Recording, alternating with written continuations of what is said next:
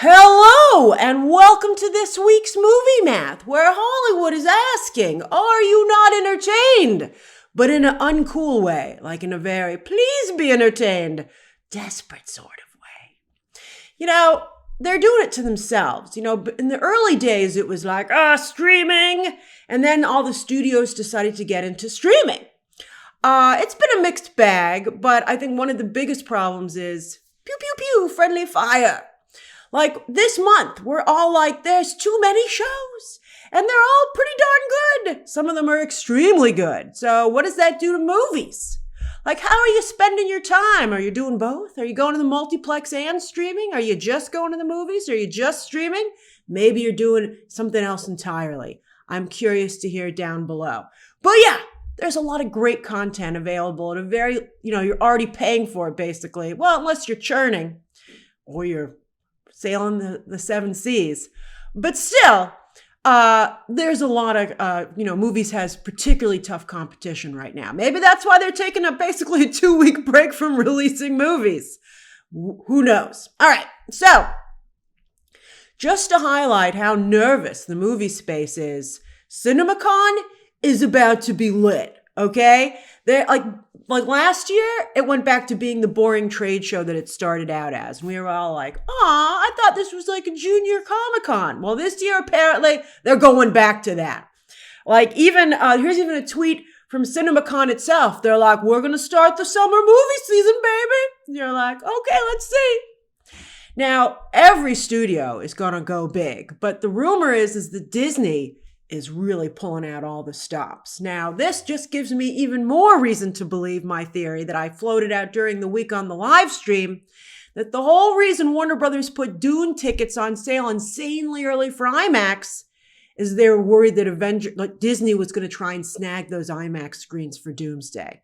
And I think that might have been the plan. I think Disney was going to go into CinemaCon and be like, well, I mean, I haven't heard anything about what's dropping, but I think it's a good guess, obviously, and be like, look at this, don't you want this on your beautiful IMAX screen? Or at least all your other big screens? I mean, forget, they're not only fighting over Dolby and IMAX, but all the other big screens that are existing right now, from 4DX to like AMC has something called AMC Prime or whatever, and so that's what CinemaCon is about, getting those screens. So I think that, Warner Brothers wanted to be like, Dune sold out, 10 minutes or something, right? And they already have those 7 p.m. screenings now sold. So Disney can't take them away, no matter what the presentation might be like on Thursday.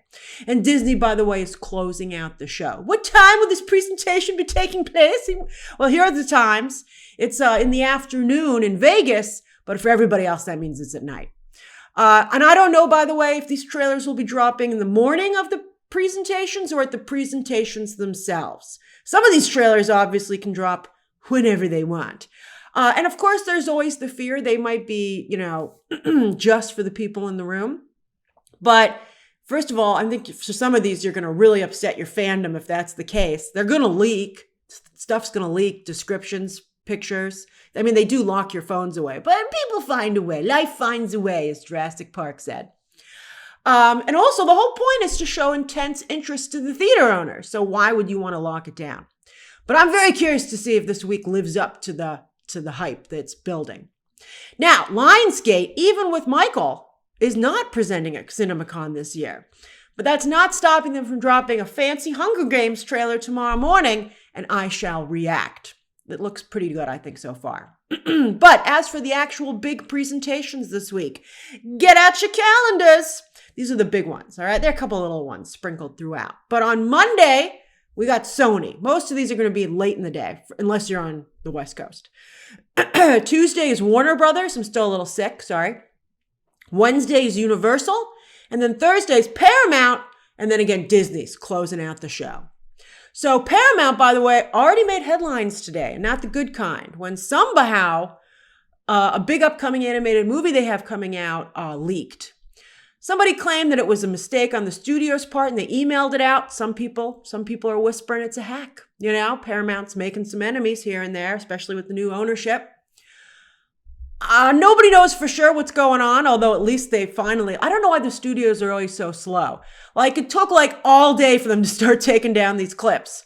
I only saw one. And that's not a good way to be introduced to a property. And I really hope that you didn't watch. I mean, I don't know how many even got out.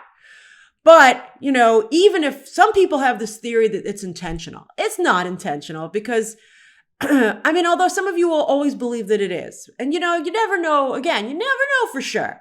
But nobody wants to build hype for an upcoming project that they have that comes out in October. It used to be on screens. Now it's going to be on Paramount Plus by leaking stuff in April. I mean, you can never maintain that kind of momentum over so many months. So it's a real mess. And I feel bad because I really like that property. And so hopefully we can still have our party in October. All right, so that's what's coming up this week. What happened at the box office this actual weekend? Well, we've got 3 things to discuss. I first thought it was just 2, but then I remembered the Andy Weir drama. All right, so first up, Super Mario Galaxy is continuing to lag behind the first movie. And man, the superfans let the Rotten Tomatoes audience score slip below 90? Did you guys not notice that? Do you feel like, it's not as good a movie? Do you agree, right? Or like, what's going on there? Like, I'm shocked. For a movie like Super Mario that has the kind of devoted fandom that it does, to allow it to slip below 90? Oh my God. As I said last weekend, Universal is still making a truckload of money, right? Beep, beep, back it up to the coffers. But for franchises, when they lose ground like this, it's never a good sign. Like, remember how Multiverse of Madness didn't hit $1 billion? It came close, but it didn't hit $1 billion. And then Marvel imploded. Like, this is not good. So a franchise, when it starts to backslide, that's like the box office canary in the coal mine. You're in danger, girl, but there's still time to do something about it. We discussed that last week. I'm still getting over a very bad cold. How am I feeling about Super Mario Galaxy making $1 billion this weekend? Well, I think it's still on the table, to be honest with you. I am impressed that it's already over $600 million in just its second weekend. But again, it's still lagging behind Super Mario Brothers, which did make $1 billion. And it's also even lagging behind Minecraft, which came close but didn't. And you might be like, well, then why isn't Minecraft in trouble? Well, Minecraft was the first movie. That set the tone. So if Minecraft 2 doesn't do better than Minecraft 1, then we'll have ourselves another problem for sure. I don't know. Kirsten Dunst, I hope you're still funny. I don't know if she was the right choice for that. I'm nervous about it. I would have liked someone like, I would have gone with Anna Faris. I think she's so funny. And she still got it, as we're seeing from the Scary Movie trailers. And she's going to be really hot coming off of that property. So, but I like Kirsten Dunst, so I'm all in for that. All right, I think a lot of Super Mario Galaxy's long-term situation is going to depend on if Michael hits, because they're both going to be in the overseas space, and both are going to be relying on that sweet, sweet overseas box office. And as I said during the live stream as well this past week, I don't think Lionsgate's doing a great job setting up Michael as an event. I'm not feeling the energy. I did click on a classic Michael Jackson performance on Twitter. Who knows if the studio's behind putting up. I do find that my timeline is flooded now with Michael Jackson classic performances. Is that a very good social media campaign, or is it the algorithm working in Michael's favor after I clicked on one? But hey, how'd that first one get there? Anyway, the algorithm is at least doing its job. Also, Coleman Domingo, right? He, who also stars in the movie, was on Saturday Night Live last night. A little bit far away from the movie's release, but again, hopefully we're getting the conversation started. I feel like Coleman Domingo on SNL, Jafar Jackson on The Tonight Show, a little early, a little too early. But hey, sometimes these are the dates you can get. But I thought that Coleman Domingo on SNL, I thought the bank robbery witnesses who went to the Fashion Institute of Technology was funny. That was the best sketch. And it was the most, I think, that was well written for Coleman Domingo. All the time, talent will bring their own stylists if they're really big to make sure they have the right look. But not everybody brings a writer. Sometimes the talent themselves is a writer, and that can help. And I don't know if Saturday Night Live would allow an outside writer to come to the staff for that 1 week. But they did not have the in-house writing staff to really put Coleman Domingo his best foot forward. And it's a credit to Coleman Domingo that he still was able to rise above that material because he is a professional. But yeah, I don't think he was well served by their writing staff. But that was my favorite sketch. All right, it was such a good sketch. I'd like to see it come back, in fact. But anyway, are you feeling the energy for Michael? Do you have your tickets yet? Right? The first press screening, by the way, you can't make this stuff up. It's during Disney's CinemaCon presentation this week. I mean, what? Why would you? So I can't go to that. I have to be available to cover the Disney presentation. I'm hoping I can get to the second Michael press screening, but if I can't, I'll have to go to the early fan screening on the Wednesday before and then do my review after that. I'm still very excited, but I feel I could be more excited. What do you think? How do you feel? What do you think of the Michael buzz leading up to its release? Now, the second big box office story of the weekend is a really good one. I'm very curious to hear your thoughts on this. So, You, Me and Tuscany from producer extraordinaire Will Packer.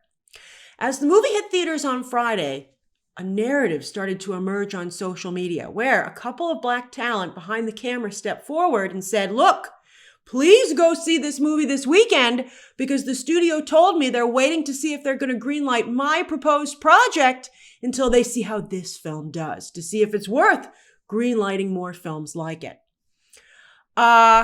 It's a complex situation. I hope there are other romantic comedies instead of, there's been a lot of discourse about how, quote unquote, Black content is treated by, white Hollywood. It's particularly some of the trades coverage, right? I saw what you guys were seeing.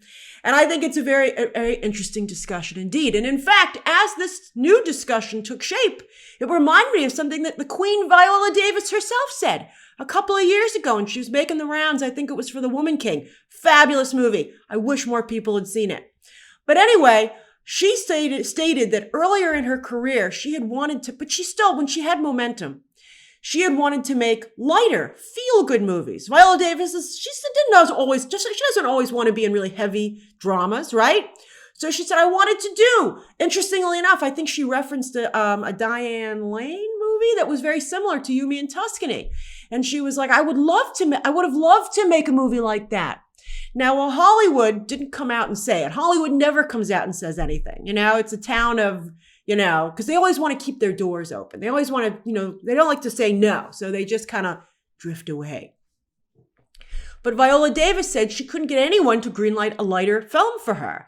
And she said she wasn't sure if it was just because she was a Black actress or if it was an element of colorism, but it was a great regret for her. And I felt very bad. I would love to see Viola Davis do something like that. I'm like, try now. Although, listen to my commentary here, Viola. You got to have a smart pitch. All right, so I'm really curious again to hear your thoughts on this. So, are these deals going to go forward after You, Me and Tuscany's opening weekend? I'm not sure. And I also think there should be some, again, I don't know if these are, I think it's unlikely it's the exact same kind of movie, the You, Me and Tuscany, but let's see. So here's the thing. So nice demo breakdown of the audience, by the way. So it had broad appeal, which is good. Although to a degree, because 8 million is not very much to open with. And the budget, thankfully, for this movie is quite low, but still 8 million is very low. It's no Girls Trip, right? And it's not even a One of Them Days, although they're a little closer. But most rom-coms like You, Me and Tuscany these days would be a streaming movie. I mean, we see streaming movies like this all the time, and a lot of them do quite well. And I do think that You, Me and Tuscany will probably do its best on digital and streaming down the line. But good for them. Why can't they be in theaters? Although, let's discuss that. So the rom-coms these days that do go to theaters, like The Drama, is in theaters right now as competition for You, Me and Tuscany. They are a bit edgier. People want edge these days. They want some edge. They want some discussion, right? Like, look how people had to talk about You, Me and Tuscany because of this behind-the-scenes situation, not what was in the movie itself, right? And both of the movies that I just listed as comps, Girls Trip and One of Them Days, were edgier, right? And had more star power. I'm sorry, Regé-Jean Page fans, his career hasn't worked out. I mean, he was really hot coming off of Bridgerton, but this has been more than a minute since his season of Bridgerton, and his movies have just not worked. So I got to tell you, I think, in fact, part of me feels he might actually have, hurt this film a bit. Who do you think would have been a better lead for You, Me and Tuscany that maybe would have gotten a little bit more attention for the film? Maybe you're a Regé-Jean Page fan and you're very upset with me right now in the comments. But back it up. Back it up with box office numbers that don't exist, so you can't. All right, but I do think there's hope for Halle Bailey. Now, Halle Bailey is a sweetheart. She has a wonderful, charming persona that made her such a fantastic Disney princess. So you might be like, can she do edgy? But she doesn't have to be edgy herself. She just has to be in a story that has edge, right? She needs, I think, a Colleen Hoover book, right? I'd be like going through Colleen Hoover's books like you wouldn't believe, or finding another book like that, right? Like the Housemaid series that's now suddenly helping putting Sydney Sweeney back on the map. And I think helped Amanda Seyfried quite a bit as well. Now, this reminded me of something that Zendaya had said a few years ago, almost a decade ago, in fact. I believe in 2018, and it was brought up again recently. Zendaya revealed that she told her agent to send her out to audition for roles that were listed as roles that were for white actresses. And Zendaya said, send me, let me show them what I can do in the role. It turned out pretty great. It was a great strategy. I think that's fantastic. So what sort of movie do you think would be best for Halle Bailey to do for her career, right? That Zendaya is one smart cookie. And she is not only a great actress with a wonderful personality, but she knows what's up. Her business hat, she's so good in fashion. I'm sure her business hat is stunning. But yeah, she's got that thing glued on. She knows what's up. She knows what's in the moment. She just launched a fashion line, and she also knows she's very close to being overexposed and is planning on taking a break after this year. So You, Me and Tuscany feels like a movie made 30 years ago, while the drama feels very now, right? And because this movie was also very cheap to make, it was about $10 million more, though, than You, Me and Tuscany, probably to pay the two stars, who earned that money, working tirelessly, as we discussed last week, to promote the drama. And it only fell 39% in its second weekend. It's actually now running slightly ahead of challengers domestically. And I think it has a good shot at breaking even for A24. A24 first made a name for themselves in the horror space. But man, they're starting to carve out a rom-com niche. Love to see it. Now they have Materialists, the drama, and up next is The Invite in late June. Now, this is in fact a remake of a 2020 Spanish film, and this gets even more interesting. It's already been remade in Italy, Switzerland, France, and South Korea. This must be a pretty intriguing story. And fascinatingly, there's someone in the cast for everyone to love and to hate. Who is it? Who do you love in this cast? And who do you not care for? And is your love for the one person enough to overcome your hate for the other? But what I see is a lot of social media interaction. That's what I see. So, great. Now, speaking of social media, let's talk Project Hail Mary, where let's take a moment to acknowledge that Andy Weir clearly, even this late in his career, still has not received any media training. So, what's going on with Andy Weir? Well, for the second week in a row, people were talking about Andy Weir. It's interesting. Some people were saying, Andy Weir, keep it up, I love it. Some people were like, oh no, Andy Weir, what are you doing? But I think the real issue is that he's taking the focus off of his hit movie. So what did Andy do this week? Well, he had a quote. And by the way, there are some accounts, as we all know, that, they like to stir it up. And this one really hit a banger. 48 million views. Uh-oh, Andy.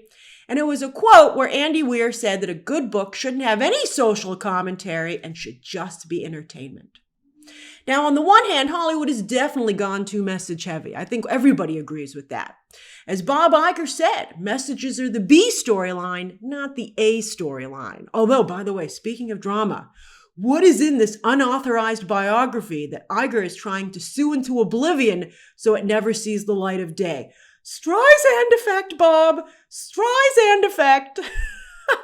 All right, this is fascinating. All right, so anyway, back to Andy. Some people were also quick. So a lot of people did agree with Andy, to be fair. Now, some people were also, though, quick to counter that good art should always have some meaning, right? And that people said, hey, Andy, your own books have meaning. including Project Hail Mary, which apparently in the novel had a lot of discussion of global warming, right? That didn't make it into the movie, probably because they didn't want it to be political, I guess. That's very interesting. It's an Amazon film. You saw what happened to the Washington Post. It's all very interesting. I think in that debate, someone in the comments was like, well, global warming isn't political social commentary. And it's like, what? Make up your mind. All right. So anyway, I think my favorite point that people made, though, in response to this comment is that sci-fi as a genre has perhaps the strongest history of social commentary. Really beautiful stuff. Like anytime something bad's happening, people are like, didn't you read all the sci-fi that warned you about this? Even Terminator has social commentary. It's supposed to be so hit deep down a lot of the times that you got to think about it and be like, oh yeah, I did learn important things while watching that or reading that. And of course, one of the prime sci-fi stories that has had a ton of social commentary is Star Trek, who Andy got into a fight with the week before. Has Star Trek gone too far, as I myself tweeted?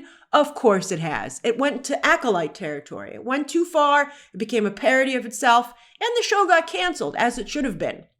But it doesn't need to go in the total opposite direction either, right? The pendulum effect. We want to land in the middle here, not going in either direction too far.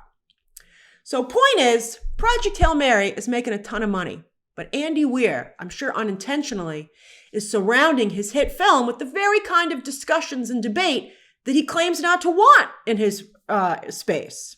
So in media training, and it was not very expensive for media training, particularly when you consider how much money Project Hail Mary is making, it would have been money well spent to give Andy some media training. And one of the things they tell you is to focus on your success and to keep things positive, right? Don't talk about what you're glad Project Hail Mary doesn't have. Talk about what you're glad it does have, right? Don't throw any shade anywhere. All right, so will all this discourse hurt the film down the line during awards season? Hard to tell. I do think it's not great for the awards discussion to say, hey, my movie has no meaning, because awards are all about meaning. Maybe it can win Best Box Office Performance, right?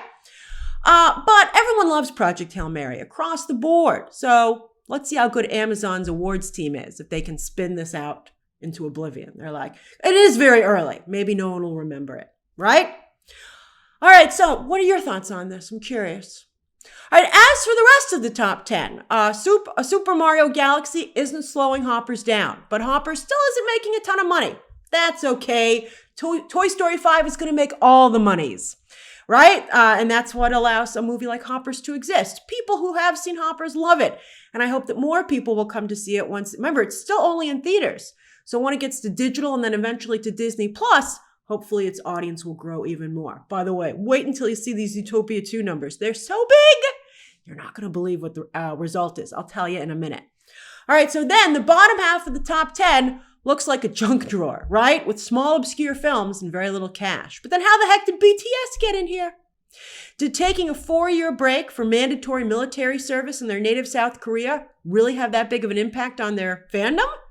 BTS Army, help us understand what is happening here, because their Hot Ones episode still performed extremely well. Okay, moving over to streaming, starting with Nielsen as we always do, this time for the second week of March, where there's still no love story, only like 2 weeks left for it to get on the charts. Where? I would really be interested to know. I guess it's all overseas viewership. Why Heated Rivalry and Love Story aren't charted. All right, but wow, as I said, look at Zootopia 2 explode on Disney Plus, and here's the tea. It's burning hot. You might have seen this headline earlier this week. Now, this is, by the way, after everybody already watched it in theaters and digital, so it's still super hot, even once it trickled all the way down to here. So it's doing so well that the newest rumor is that Disney might decide not to do Avatar Land at Disneyland after all, and do Zootopia instead. Uh-oh, Jimmy! Yikes. But man, people never get tired of Nicole Kidman and her wig collection, right? As Scarpetta, a binge drop on Prime Video, was able to debut here on the overall chart. That's impressive. My favorite was, I broke down and watched another episode of Scarpetta the other day because I couldn't find anything to watch, and I thought it was pretty funny when she tried to put her wig in a ponytail. I was like, there must be one more convincing than this. Okay, so anyway, One Piece, Virgin River, The Pit, War Machine, and Bridgerton all continue to perform outstandingly well. But I'm starting to see people turn on The Pit. What happened? Why are you guys turning on The Pit all of a sudden? Like suddenly everybody now hates Dr. Robbie? Yeah, he went a little overboard on his Walk of Fame ceremony. And by the way, I know that you have to pay for that, and your studio or somebody will nominate you and cover the fee for you at least at first. But I mean, like, not everybody has a Walk of Fame star, man. You know, like, it's not, you know, you got to get nominated. It's still nice for Noah Wyle, right? But if you're really not loving Dr. Robbie at the moment, then I feel sorry for you, because this season 2 finale, which is this week for The Pit, is very Dr. Robbie centric. It's dark and dramatic. It's going to trend #1 for sure. I was deeply affected by it, and I actually am an emotional person, but I stuff them way down. And this brought them all to the surface, and I was like, what? Wow. I think it's an incredible episode, and I think it's going to help this show sweep it's no fun to see a show win the same awards every year, but the drama's probably going to sweep the drama. I mean, The Pit's probably going to sweep the drama categories for the second year in a row. All right. Unless people continue to turn on it. All right, it's weird. Fandoms are, I wonder what they did. All right, so on the originals chart, The Night Agent is hanging on, but it's not what the first season was, but still good enough to get a season 3 greenlight. And Paradise, losing a little bit of traction as well, but I think, the beginning of the season's a little bit meandering, this new season, but I think it really picks up as the season progresses, so I bet the numbers go back up. I thought as I said last week, I thought it ended extremely strong. And then with movies, both Zootopias are on this chart, right? Meaning this IP might have finally reached Moana, Encanto, and Frozen status, which means we're about to see it everywhere. I wouldn't mind. I didn't think Zootopia 2 was as good as Zootopia 1, but I still really love Nick and Judy. All right, so Melania. Very interesting how poorly it did on Prime Video. So did everyone already watch it in theaters? Was that really a concerted effort, right, by the party to make sure that movie did very well? And they did it. It had a surprisingly strong opening for a documentary, but they forgot to tell everybody to watch it when it debuted on Prime Video. There's supposed to be an upcoming docuseries about Melania, and I wonder if it was filmed before or after this statement to the press. Then, on Netflix's own charts for just last week, hey, look at Anaconda. It's up on top in its first full week on these charts. Jack Black, be careful, you don't get overexposed. But that movie, it should be better than it is. I was, in fact, my family's Christmas Day movie. We felt not great about that choice, but it's solid, and I like everybody involved, so I'm happy to see it finally find an audience somewhere. War Machine is also still charting here. I liked that movie quite a bit as well. 5 weeks on this chart. They'll definitely be making a sequel. It might take a minute to get the deal made. I'm surprised the deal wasn't already in place, as the movie clearly sets up a sequel. But yeah, it took a minute to get Extraction 3 down, but it's gonna happen. And Sam Hargrave is returning to direct. I'm very excited about both these franchises. Sure, they're Netflix movies, but sometimes you really need a good Netflix movie. I had a great time watching all of these. K-pop Demon Hunters, 42 weeks on this list, but noticeably it has fallen now to the bottom half of the top 10, which means its run might finally be coming to an end, but it still has years before the sequel. They need to do the shorts, and some of you told me there's rumors that they are going to do some short films. By the way, there was a story that Disney was thinking of doing something that sounded similar to K-pop Demon Hunters. If you think Disney would have made a K-pop Demon Hunters, you haven't been paying attention to Disney. And I like Disney, but Disney is incapable of making a K-pop Demon Hunters. The point of K-pop Demon Hunters is that the girl group is the main character. They're the main characters. And it seemed in this one that the main characters would have been like some little girls, and the K-pop Demon Hunters characters would have been the secondary characters. They would have ruined it. It would not have been, it would have been too message heavy. And K-pop Demon Hunters, by the way, is pretty message heavy. But yeah, I think that, the way Disney animation is structured, right? And I think this is Pixar, right? But anyway, they again, they're still a little too message heavy over there. They never could have made a K-pop Demon Hunters. They just couldn't have done it. Anyway, that's my opinion. All right, so with shows, while fans seem to hate the new season of XO Kitty, they're still watching it. While something very bad is going to happen, held its ground, but it's still not a wow. It's not a wow. So we'll see. I can't imagine Netflix is very happy with this, although the show does seem inexpensive to make. Over on digital with Apple's charts, Avatar is still number one, but boy, it's pretty cutthroat over at Disney because it still looks like it's going to lose its theme park. While The Housemaid is on sale and back on top. What a huge hit. Although some of these pictures I'm seeing of Sydney Sweeney in Euphoria, she's becoming like a parody of herself. I'm surprised she didn't realize she shouldn't do those things. But I don't know. I can't even show or discuss the photos. They're so crazy. But have you seen them? And what do you think? They've jumped the inappropriate shark? Or are you like, this is why I tune into Euphoria? All right, so we've got a solid it's crazy. All right, so no wonder Zendaya didn't want to stop for any photos with whatever that guy's name is who makes the show. All right, so we've got a solid crop of recent theatrical releases here, doing solid numbers there in the middle. And Project Hail Mary, again, huge hit. People should be talking about this. And it's obviously an influence with the Blade Runner bundle here. You're like, a trilogy. They have the director's cut and the regular cut. And then the sequel. And then also The Martian, charting. But yikes, neither The Bride nor Sadly. I can understand nobody wanting to watch The Bride because it's awful. But the recent Elvis documentary was so good, it saddens me that it's not doing well on digital.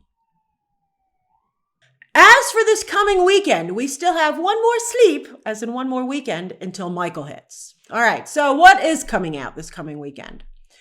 We've got so-and-so's, I didn't even bother to look it up, Lee Cronin or whatever, it's The Mummy, right? Now, they had to put his name on it because there's some confusion, Universal. Well, this is Warner Brothers. So anyway, rumor has it that people walked out of the test screenings for this. And also Jason Blum has been going around not ironically tweeting that Brendan Fraser is not in this movie because apparently it's become a problem for the movie because people, they heard that Brendan Fraser's coming back to The Mummy. They don't realize how long it takes to shoot a movie and they think this is it. And they're pretty disappointed, it seems. All right, so that's a hoot. All right, so that sounds like that would be, the behind the scenes would be funnier than what the actual movie is. By the way, from that trailer, that kid's such a crazy mess. I'm surprised the parents are like, I don't think we're equipped to care for her. Can we come visit her at your facility? All right, so A24 has another kinky movie, right? This time with Anne Hathaway. And you have Devil Wears Prada in just 2 weeks after this. Why are you double dipping like this? And why are you putting the smaller movie up front? That should come after to ride the coattails. Like, did you not get enough Anne Hathaway? Here's more. All right, there's also a documentary about SNL's Lorne Michaels coming out, and Bob Odenkirk has a new movie that looks like the best of the bunch, but has horrible distribution. So most people will probably end up watching it on digital or streaming down the line. I don't know how many times they can make John Wick light movies, but apparently they still can keep going because this one looks not bad. As for streaming movies, official streaming movies, Prime Video has a raunchy soccer comedy on Wednesday with Mark Wahlberg and Paul Walter Hauser, which, looks really raunchy, but it looks like it has some good gags. While on Friday, Netflix has this movie called Roommates. Now, as for shows, another interesting week. Euphoria, as I said, returns tonight, where a lot of fans are like, I'm out, it's too much. But then I bet some of you secretly hate watch it anyway. Then on Wednesday, speaking of inappropriate, this is tastefully inappropriate, right? So this is the extremely R-rated Margot's Got Money Troubles starting on Apple TV. Now, this has been known as the OnlyFans show. I think it's based on a real person who was a single mother and had, went to OnlyFans to be able to, to pay and for her son, to take care of him and to support him. And the journey that she went on. But when I sat down to watch my screeners, I was like, David E. Kelley. I think they should be promoting more that it's David E. Kelley. And the cast is incredible. And I'm a big Elle Fanning fan. So I really wanted to watch it I was in it for her alone. And then I was like, wow, look at all these other great reasons to watch. Now, it's definitely a show about someone doing OnlyFans. Elle Fanning does not shy away from that at all. And I'm curious to see what the reaction to that will be. I got to tell you, I thought maybe it might be too much for me, but I thought it was extraordinarily well done. I think almost anyone would enjoy it. I think it was really interesting, but I do think that it should be required viewing for all women or anyone actually going to college or about to go to college. I think it's a very good show. I would consider it if I were you, but just keep in mind, this is very R-rated. All right, now, Beef returns on Thursday, and one has to wonder if it can work as an anthology series, kind of like an Angry White Lotus. While on Friday, Prime Video brings back American Gladiators. Has it been too long? We'll find out. And that's this week's Movie Math. What have you been watching? What do you plan to watch? And do you think the summer movie season is going to start with Michael, or we're going to have to wait till The Devil Wears Prada 2? Share those thoughts down below, subscribe today, and of course, as always, you can check out some more videos right now.